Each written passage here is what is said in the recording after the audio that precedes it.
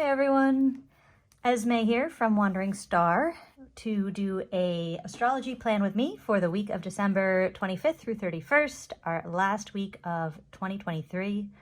Wow, I have in true Mercury retrograde, so we have Mercury retrograde going on now, and in true Mercury retrograde fashion, I have started recording this video twice. This is my third try. Hopefully it will be my lucky third try. Whew, how are you guys all doing? I know I am just as geeky and calendar related as it is. I am so pleased with the fact that this year ends on a Sunday and next year starts on a Monday. It is the easiest thing for a weekly spread if you have a Monday start, which I do. I don't know who else is getting some quiet enjoyment out of that. So yeah, it is the day before Christmas. It's December 24th when I'm recording this. We have a moon in Gemini. The moon will be in Gemini through Tuesday morning when it will switch into Cancer, and we will have a lovely, very strong full moon on Tuesday evening with that moon in Cancer. So that full moon really Cancer is the sign that the moon rules. So you can think the moon is strongest, happiest, most potent in the sign of Cancer. And to have a full moon in Cancer is very supportive of reflection and reflecting on the end of the year. So that is kind of just a nice note. I like to note when the sky is going to either support what I want to do in the world or maybe challenge what I want to do in the world. And this week I want to reflect on the past year and get ready for next year, and this moon is very supportive. So I had made that note here. We have that moon stays in Cancer through Thursday evening, and then Thursday evening the moon goes into Leo, and it is in Leo until Sunday early morning when it changes to Virgo. I had put these hearts here next to Leo because I need a little extra self-care when the moon is in Leo. The moon being in Leo is a bit challenging for me. It's also taught me a lot about myself and astrology. The biggest thing it's taught me about astrology is that when something doesn't work in astrology, pay attention.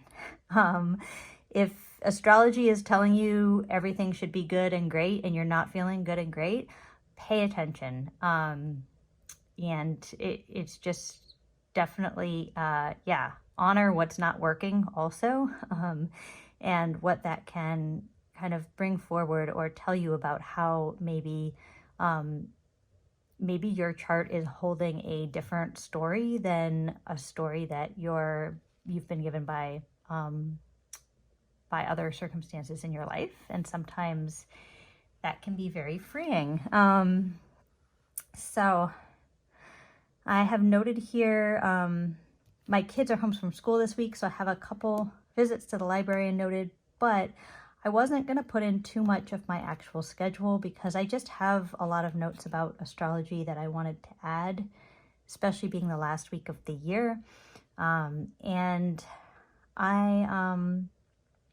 when I developed the planner, I did develop it with like the astrology at the top and then my whole schedule, so I could see everything together. So I do really like using it that way. However, this year and going into 2024, my half letter is actually going to be my astrology planner and journal. And so I think since I have an everyday carry planner, that's a rings planner that's a little smaller that I can take around with me, I might put less of my schedule in here. We'll see how this goes. But I've been enjoying it so far. So yeah, that is kind of it for like the week. And then we have Venus going into Sagittarius. Venus has been in Scorpio, so I like to kind of the last days before a planet shifts sign, I like to kind of give myself a note to kind of maybe wrap up what the energy has been of that planet in the sign that they're leaving. So Venus in Scorpio in this case. So I'm just going to put a note here of that we're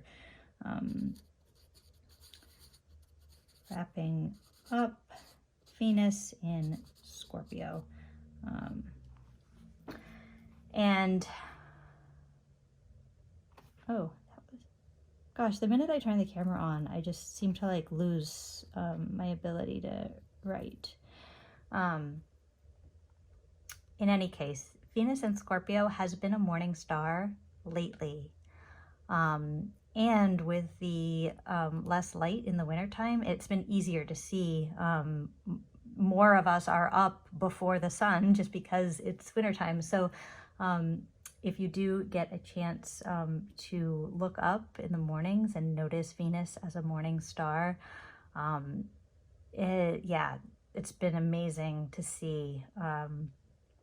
I've been kind of just enraptured and fascinated with Venus lately. So having Venus wrap up their time in Scorpio and prepare to transition into Sag on Friday, I want to do some reflection on that. I definitely want to do some reflection. Maybe I'll just put a little more washi here to kind of underscore this. And then, okay, I will be talking a lot about Venus next year. I'm going to say more about that later, but just if you're interested, I will be talking a lot more about Venus next year.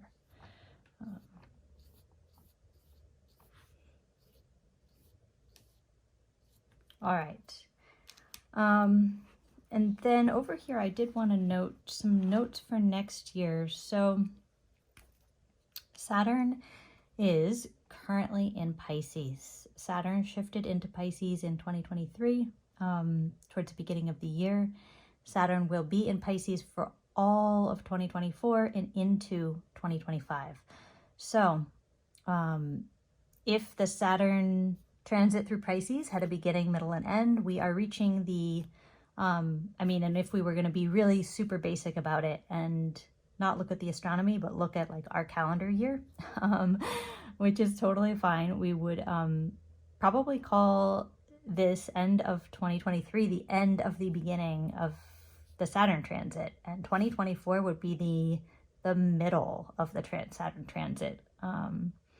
And then 2025 will be the conclusion or the end. So just Saturn in Pisces. I'm going to write here how to meet the challenges.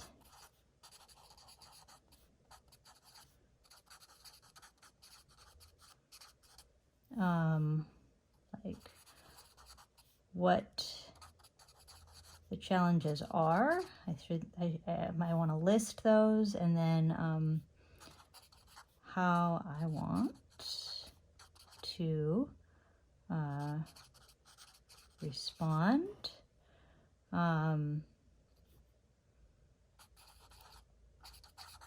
Proactive practices, I'm going to say. Saturn, the energy of this planet is, it's slow and it's a bit hard. It can feel restrictive. It can feel a bit like a coach, like a really tough coach who's going to just really put you through an amazing, difficult workout that you're going to maybe just suffer through and have a really hard time getting through. But at the end of it, you're going to grow.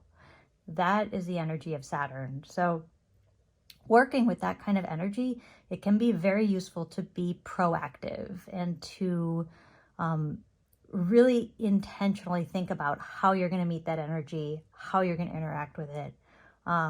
We have had Saturn in Pisces for a good chunk of 2023. So we are probably able to start pulling out some themes that might be coming up in our personal lives about Saturn and Pisces. For me, this is happening in my 5th house, which is the house of playfulness, the house of creativity, of children, of that kind of just forever young spirit that just wants to have a good time and play for the sake of play. And this area of life is not necessarily one that wants to be slowed down, constricted, defined.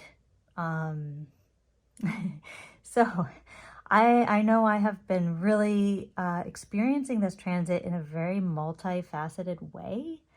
And I want to do some journaling on this. And specifically, I just want to make sure that I talk about how to meet the challenges that I'm experiencing with Saturn in the 5th house, knowing that I will have another full year plus some of this energy to deal with. So, yeah, that's there. That's good. So that might be enough.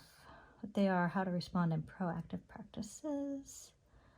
We'll see what happens. I know, yeah, there's a million directions I could take this, but I'm going to leave it here. And then I also want to think about Jupiter. So Saturn and Jupiter are 2 planets that I work with a lot when I'm thinking about a year as a whole. Saturn and Jupiter are known as the outer planets. They're the furthest planets that we can see with our eyes. So these are planets that sometimes we're referred to as the social planets, as having more import for kind of society and collective things as opposed to personal. There is actually planets referred to as the personal planets are Mercury, Venus, and Mars are referred to as the personal planets. And then Saturn and Jupiter were referred to as the social planets. And this is in ancient Greek astrology that they came up with this. Now that we have, we're living in modern times, we've discovered Uranus and Neptune, we've discovered the dwarf planets. It's just everything's kind of shifting. So I do feel like these two, Saturn and Jupiter, sometimes I feel them very personally. Like I tend to always feel a Saturn transit in my personal life. I don't think I've gotten through one that I didn't somehow feel in my personal life, just because there's so much growth that really comes with them. And because they can be kind of hard. And then, although I will say I've been very fortunate with Saturn. And then Jupiter, I feel like sometimes it seems significant and other times it doesn't. Jupiter changes signs about once a year. So Jupiter in Taurus currently, and because this will only change signs once a year, I might start thinking about, just like I'm thinking about here, Venus wrapping up in Scorpio, I might start, Jupiter moves much more slowly than Venus, so I might begin to think about Jupiter wrapping up in Taurus.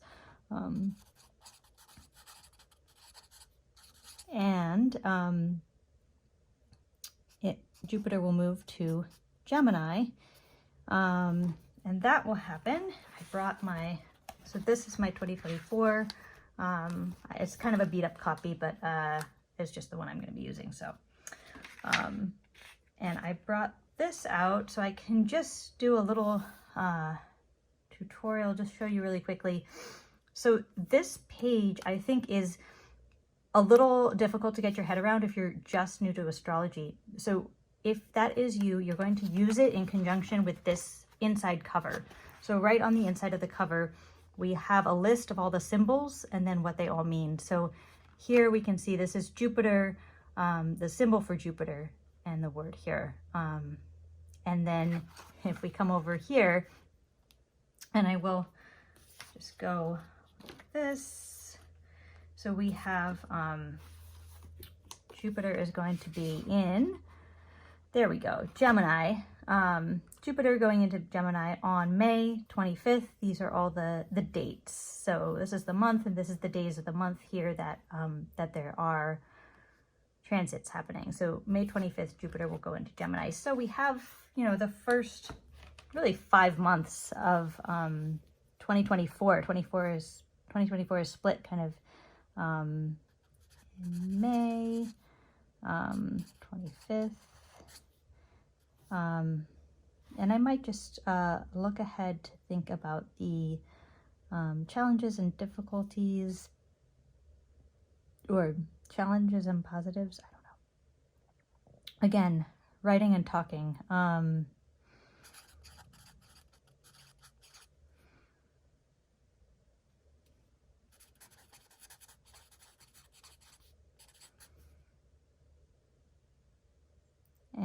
I'm going to say benefits of this energy shift. Immediately, the first thing I thought when I was looking ahead to 2024, I am preparing to teach a workshop on 2024, the astrology of the whole year, where I'll break it down and give an overall picture of the year and how to work with the astrology through the year. There are some slots open, so if you are curious about that, you can find out. The link to sign up is in my Instagram bio. But the first thing that came to my mind with Jupiter entering Gemini is that it seems like that could be a very overstimulating transit. That's my initial gut feeling about that transit, is that it could be very overstimulating. So I'm going to brainstorm some ways to deal with being overstimulated. And I'm going to look a little bit more at that in my own chart. And I'm also going to just look ahead at kind of other things I know are happening next year and how I want to be meeting maybe the challenge of Jupiter in Gemini, and what, because it is hitting me as personally, that it might be a little bit more challenging than beneficial. I'm going to also kind of list like best case scenario, like what would the amazing benefits be for myself. So that is that. If you are, thank you so much for watching this. Thank you so much. Please like and subscribe to my channel. And yes, if you are wanting more astrology in your life, I am teaching the Year Ahead workshop, as well as starting a Patreon in January. The difference between the Year Ahead workshop versus the Patreon is that the Year Ahead workshop is, it's an hour and a half, and I cover the whole year, and I give a bunch of handouts for the year. And so that's about like looking ahead and looking at what might be coming and working with astrology that way. The Patreon is going to be very much focused on being present with astrology and how it's feeling for us now. Both practices are really important, and you can really dive into it in whatever way is just feeling most comfortable to you. And if you're just starting out and you're really going to be sticking with the moon and just starting with tracking the moon first, which is what I recommend if you're brand new to it, be sure to hop into the Facebook group, because that is where I put a bunch of content that's free about learning astrology. And it is where I will be talking about the moons coming up and any kind of random planner astrology fun. So thank you so much for watching, and I hope you have a blessed and wonderful holiday, whatever you celebrate or don't. Bye.